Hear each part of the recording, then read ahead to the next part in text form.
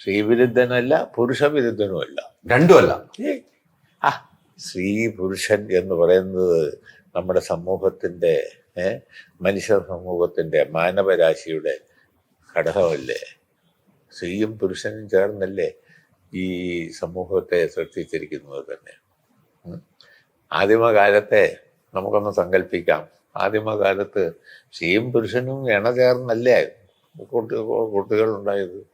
അങ്ങനെ അത് പെരുകി വന്നോന്നല്ലേ നമുക്ക് സങ്കല്പിക്കാൻ വഴിയുള്ളൂ. അപ്പൊ പിന്നെ സ്ത്രീ എങ്ങനെ നിഷിദ്ധമാകും? എങ്ങനെ നമുക്ക് വിരോധിക്കാൻ കഴിയും അവരെ? പുരുഷനെ എങ്ങനെ നമുക്ക് നിഷേധിക്കാൻ കഴിയും? അപ്പോൾ സ്ത്രീയും പുരുഷനും എന്ന് പറയുന്നത് സമൂഹത്തിൻ്റെ അതിപ്രധാനമായ ഘടകമാണ്. സ്ത്രീയും പുരുഷനും ഒന്നായാൽ മാത്രമേ സമൂഹം മുന്നോട്ട് പോവുകയുള്ളൂ, അല്ലാതെ പോവില്ല. സ്ത്രീയും പുരുഷനും, ഞാൻ പറയാം, പുരുഷനില്ലെങ്കിൽ ഈ സന്താനോൽപാദനം നടക്കില്ല. സ്ത്രീ ഇല്ലെങ്കിൽ പുരുഷൻ തന്നെ ആയാലും നടക്കില്ല. അപ്പോൾ സ്ത്രീയും പുരുഷനും ചേർന്നാണ് സന്താനോൽപാദനം നടത്തുക.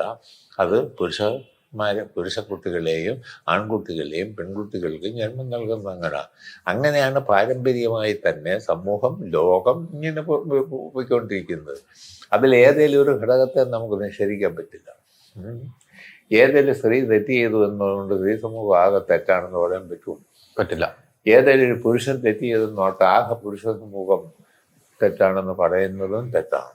തീർച്ചയായും. അങ്ങനൊന്നും എനിക്ക് അതിനോടൊന്നും യോജിപ്പൊന്നുമില്ല.